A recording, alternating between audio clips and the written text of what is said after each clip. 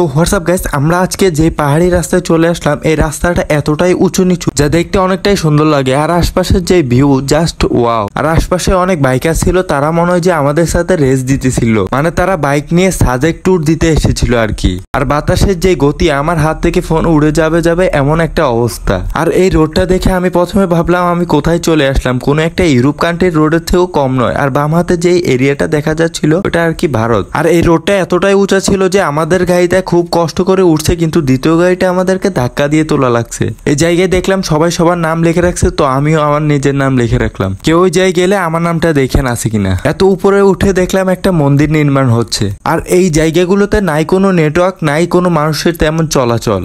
আর এইখানে নেমে বেশিক্ষণ দাঁড়ানো একবারে অসম্ভব বললেই চলে, কারণ কানের মধ্যে এমন একটা শব্দ হচ্ছিল যার কারণে এখানে নেমে বেশিক্ষণ থাকা আমাদের কারো পক্ষেই সম্ভব হয়। তো যতটুকু পারছি আপনাদেরকে দেখানোর চেষ্টা করছি। দেখা হবে নেক্সট কোনো ভিডিওতে। আল্লাহ হাফেজ।